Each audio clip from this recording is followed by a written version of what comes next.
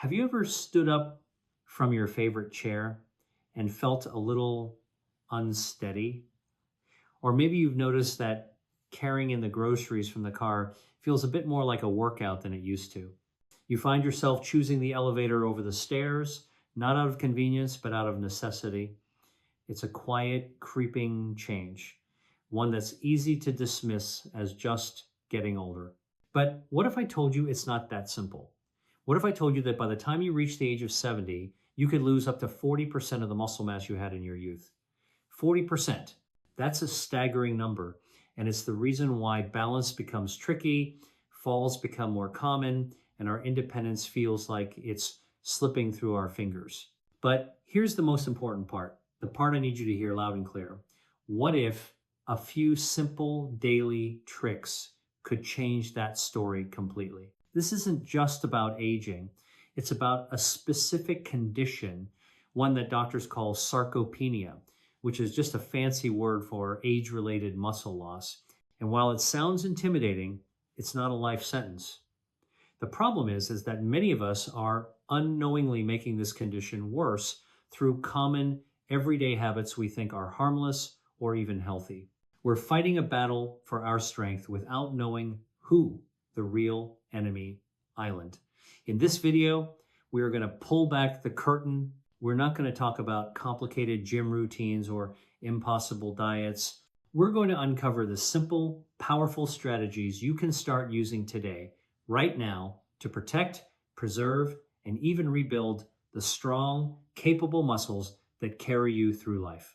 By the end of our time together, you'll have a clear roadmap to feeling stronger, more stable on your feet, and more confident in your body than you have in years. Before we dive in, if you believe that your health and independence are worth fighting for, I'd be honored if you'd consider subscribing to our channel and clicking that little bell for notifications. We share the kind of practical, life-changing health tips for seniors that often get overlooked. And I'm always so curious to see where our community island. Are you watching from somewhere in the US, maybe over in the UK, Canada, or Australia? Let me know in the comments below where you're joining from. It's wonderful to know just how far our family of health-conscious seniors reaches. All right, let's get into the heart of it. The first, and arguably the most important trick to protecting your muscles is what I call the protein priority shift. Now, we've all heard that protein is important, but after 50, it's not just important, it's your lifeline. Think of your muscles as a brick wall. Every single day, that wall is under construction. Some old bricks get worn out and removed, and new bricks need to be laid to keep the wall strong. In your body, those bricks are protein. When we're younger, this process of breaking down and rebuilding is pretty balanced. But as we get older, the breakdown process starts to win. Our bodies become less efficient at using the protein we eat to build new muscle. It's a phenomenon called anabolic resistance. This means we need more protein just to stay even, let alone build new strength. Many seniors make a crucial mistake. They have a light breakfast, maybe some toast or a bowl of cereal, a moderate lunch, and then a big protein-heavy dinner. The problem is, your body can only use so much protein at one time for muscle building. Anything extra doesn't get stored for later. It gets used for energy or converted into fat. It's like trying to build that brick wall by having all the bricks delivered once at the end of the day. The workers can't use them all, and most go to waste. The secret is to give your muscle building system a steady supply of bricks throughout the entire day. Researchers have found a magic number. For older adults, the goal should be about 25 to 30 grams of high-quality protein with each meal, breakfast, lunch, and dinner. Breakfast is especially critical. After fasting all night, your muscles are in a state of breakdown. They are screaming for those protein bricks. Giving them a sugary, low-protein meal is like sending a demolition crew instead of a construction crew. But a protein-rich breakfast flips that switch. It kickstarts what's called muscle protein synthesis and sets you up for a day of building, not breaking down. So what does 30 grams of protein look like? It's simpler than you think. It could be a couple of eggs with a slice of whole wheat toast and a glass of milk, or a cup of Greek yogurt mixed with some nuts and seeds. Even a scoop of protein powder blended into a smoothie can get you there. Spreading your protein intake is the single most effective dietary change you can make to tell your body, hey, we're not shutting down here, we are still building. Moving on to our second trick, and this one is so fundamental, it's often completely forgotten. We need to talk about the power of water. I know, it sounds too simple, but hear me out. Dehydration is incredibly common in seniors. Our sense of thirst diminishes with age, and some medications can have a diuretic effect, but being even slightly dehydrated has a devastating effect on your muscles. Your muscles are about 75% water. When they don't have enough, everything goes wrong. Think of a muscle like a plump, juicy grape. It's flexible, resilient, and full of energy. Now, picture that grape after it's been left out in the sun. It becomes a raisin, right? It's shriveled, stiff, and weak. That's what happens to your muscle cells when you're dehydrated. Water is the transport system. It carries vital nutrients like those amino acids from the protein you just ate to your muscle cells so they can be repaired. It also flushes out metabolic waste products that cause fatigue and soreness. When you're dehydrated, that whole system slows to a crawl. Your muscles get less fuel, they're stuck with more garbage, and they become prone to cramping and injury. You feel tired, weak, and achy. Many people chalk this feeling up to old age, when in reality, they're just chronically thirsty. You can't build a strong house with dried out, cracked bricks, and you can't build strong muscles with dehydrated cells. The solution is simple but requires a conscious effort.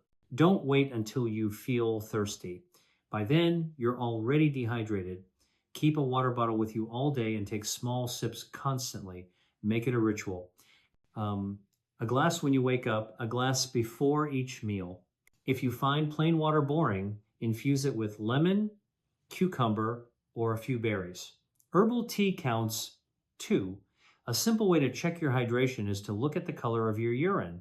It should be a pale, straw-like yellow. If it's dark, like apple juice, your muscles are begging you for a drink.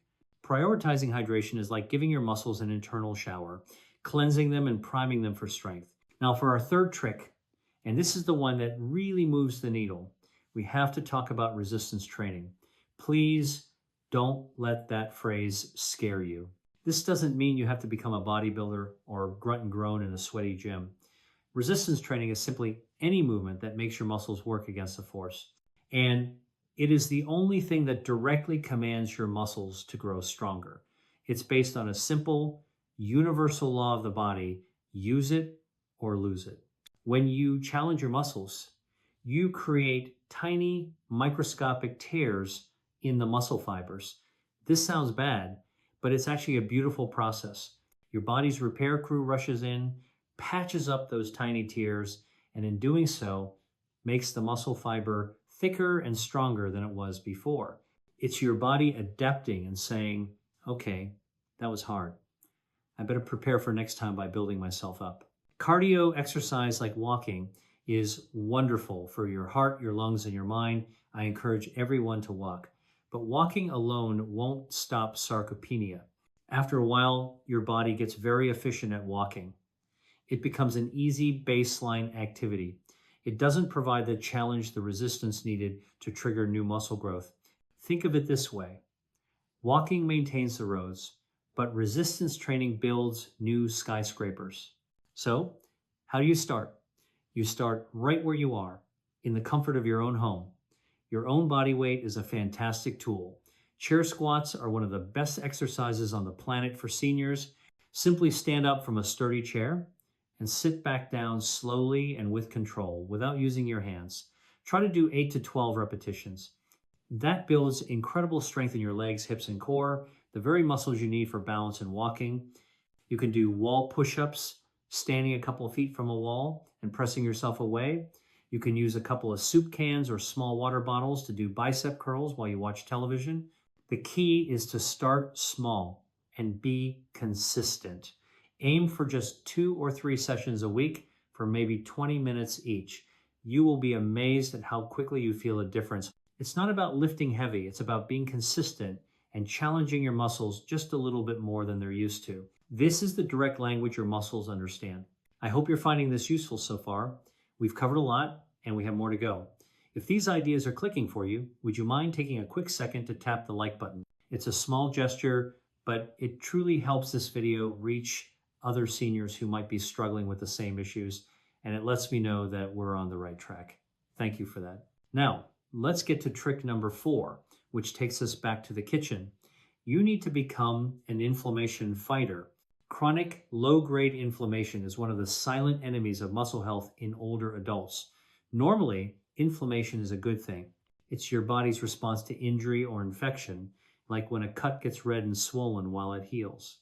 But when your body is constantly in a state of alert due to things like a poor diet, stress, or lack of sleep, that inflammation becomes chronic.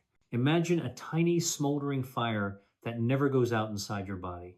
This constant fire releases a flood of chemicals, particularly one called cytokines, that are catabolic, meaning they actively promote the breakdown of muscle tissue.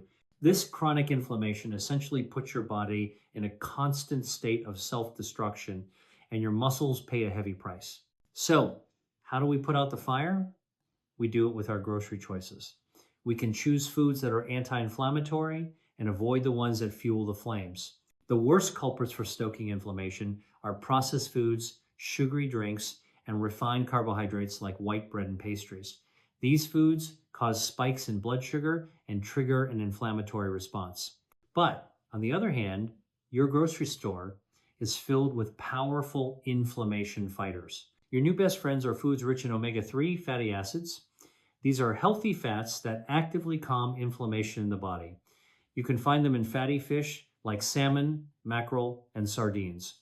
If you're not a fish fan, walnuts, flax seeds, and chia seeds are also excellent sources. Next, you want to load up on antioxidants. These are compounds that protect your cells from damage. The best place to find them is in colorful fruits and vegetables. Think of creating a rainbow on your plate. Deep colored berries like blueberries and strawberries, dark leafy greens like spinach and kale, bright red tomatoes, and orange sweet potatoes. Spices can also be your secret weapon. Turmeric contains a powerful anti-inflammatory compound called curcumin. A little bit in your cooking or turmeric tea can make a real difference. By consciously choosing to eat an anti-inflammatory diet, you're not just helping your joints feel better, you are creating an internal environment where your muscles can thrive and grow instead of being broken down by that smoldering fire. This brings us to our 5th simple trick, and it's something we all do, but many of us don't do well enough. We must protect our sleep. Sleep is not a luxury. It is not a passive state of rest. It is the most active and important period of repair and regeneration your body has. It's during the deep stages of sleep that your body does its most critical construction work on your muscles. While you're sleeping soundly, your brain signals the release of human growth hormone, or HGH. HGH is a powerful anabolic hormone that is essential for repairing the muscle tissue you challenge during the day and for building new, stronger muscle. Have you ever had a really poor night's sleep and woken up feeling physically weak, almost fragile? That feeling is real. It's a sign that your body didn't get that crucial window of time to repair and rebuild. Chronic poor sleep starves your muscles of the very hormone they need to stay strong. It also increases levels of the stress hormone, cortisol, which is another catabolic hormone that actively breaks down muscle tissue. So poor sleep is a double whammy. You get less of the good stuff for building muscle and more of the bad stuff that tears it down. Improving your sleep hygiene can have a profound impact on your muscle health. This means creating a routine that signals to your body that it's time to wind down. Try to go to bed and wake up around the same time every day, even on weekends. This helps regulate your body's internal clock. Make sure your bedroom is a sanctuary for sleep. Cool, dark, and quiet. An hour before bed, turn off the bright screens, the television, the computer, the phone. The blue light from these devices can interfere with your body's production of melatonin, the hormone that helps you fall asleep. Instead, read a book, listen to calming music, or take a warm bath. Avoid caffeine and heavy meals late in the evening. Prioritizing 7 to 8 hours of quality sleep each night is like giving your muscle building team a full, uninterrupted night shift to do their best work. You wouldn't expect a construction crew to build a skyscraper during the day with no materials and then send them home at night. And we shouldn't expect our bodies to build muscle without the critical repair time that sleep provides. All right, we have 2 more tricks to cover, and these are just as crucial. Number 6 is about harnessing the power of a very special vitamin. Vitamin D, often called the sunshine vitamin. Its role in bone health is well known, as it helps us absorb calcium. Strong bones provide the framework that our muscles need to function. But recent research has revealed that vitamin D plays a much more direct and vital role in muscle function itself. Your muscle cells actually have receptors for vitamin D. When the vitamin binds to these receptors, it helps to enhance muscle contraction and strength. Studies have shown a clear link between low levels of vitamin D and decreased muscle strength, especially in older adults. A deficiency can lead to that feeling of weakness in your legs and torso, and it significantly increases the risk of falls. The problem is, vitamin D deficiency is extremely common, particularly in seniors. As we age, our skin becomes less efficient at producing vitamin D from sunlight, and many of us, for good reason, spend more time indoors or use sunscreen when we're out. It's also very difficult to get enough vitamin D from food alone. While some foods like fatty fish, egg yolks, and fortified milk contain it, it's usually not enough to meet our needs. This is one of those areas where you really need to be proactive. First, try to get about 15 minutes of safe midday sun exposure on your arms and legs a few times a week, if possible, and without burning. But for most people over 50, especially in the winter months, that's not enough. This is why it's so important to talk to your doctor. They can perform a simple blood test to check your vitamin D levels. If you are deficient, they will likely recommend a supplement. Getting your levels into the optimal range can have a noticeable effect on your strength, balance, and overall sense of well-being. It's a simple step that can provide the missing link your muscles have been looking for. And finally, our 7th trick is more of a mindset shift, but it's a critically important one. We need to understand that to build muscle, we must embrace a challenge. As I mentioned earlier, just walking isn't always enough. Your body is an amazing adaptation machine. It gets used to regular activities. To signal your muscles to grow, you need to apply what's known as progressive overload. That's another fancy term for a very simple concept. You have to gradually ask a little more of your body over time. If you always lift the same 2-pound weights, your muscles will get strong enough to lift those 2-pound weights, and then they'll stop adapting. If you always walk the same flat loop at the same pace, your body will maintain the ability to do that, but it won't get stronger. You have to give it a new reason to improve. This doesn't have to be complicated or extreme. It's about making small, incremental upgrades to the activities you already do. If you walk, can you add a small hill to your route? Can you try to walk a little faster for 1 block, then recover for 2 blocks? That's interval training, and it's a great way to challenge your body. Could you carry very light hand weights while you walk? When you do your chair squats, can you try to do 1 more repetition this week than you did last week? Or can you try to stand up just a little bit faster and sit down just a little bit slower? That tiny change in speed and control adds a new challenge. The goal is to get to the end of your little exercise session and feel that your muscles have worked. Not that they're in pain, but that they're pleasantly fatigued. That feeling is the signal that you have successfully triggered the muscle building process. Embracing this idea of gentle, progressive challenge is the key that unlocks continuous improvement at any age. It's about telling your body every single week that you expect more from it. And you know what? Your body will rise to the occasion. So let's quickly recap what we've learned. First, shift your priority to protein, spreading it evenly throughout the day with at least 25 to 30 grams at each meal. Second, make hydration a non-negotiable habit, sipping water all day long to keep your muscles plump and functional. Third, embrace gentle, consistent resistance training 2 to 3 times a week to command your muscles to grow. Fourth, become an inflammation fighter by loading up on omega -3 seconds and colorful produce while avoiding processed junk. Fifth, protect your sleep as if it's the most important job you have, because that's when the repair magic happens. Sixth, check your vitamin D levels and work with your doctor to correct any deficiency. And seventh, embrace the mindset of progressive challenge, always looking for small ways to ask a little more of your incredible body. It might feel like a lot to take in, but remember, you don't have to do it all at once. Knowledge is power. Now that you know these simple tricks, you are in the driver's seat of your own health. Growing older is a gift, but growing weaker is a choice. With these strategies, you are choosing strength. You are choosing stability. You are choosing independence. I know that life after 50 can bring its share of aches, pains, and worries about the future. It can be easy to feel discouraged, to think that your best years are behind you. But I am here to tell you that is absolutely not true. Your body has a miraculous capacity to heal and to strengthen itself at any age.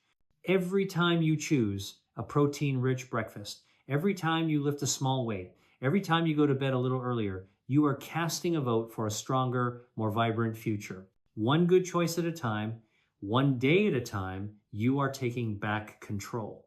Now, I would be so grateful to hear from you. Which of these 7 tricks surprised you the most? Is there one that you're excited to try starting this week? Please share your thoughts and any questions you might have in the comments section below. I do my best to read every single one, and our community learns so much from each other's experiences. Your story could be the inspiration someone else needs to see today. If this video gave you even one piece of useful information, please give it a thumbs up. It truly means the world to me, and it helps other people find this message of hope and empowerment. And of course, if you haven't already, make sure to subscribe and turn on all notifications, because your health and your independence are worth fighting for, and we are in this fight together. Thank you so much for spending this time with me. Stay strong, stay active, and remember that every step you take is a step towards a healthier, more independent you.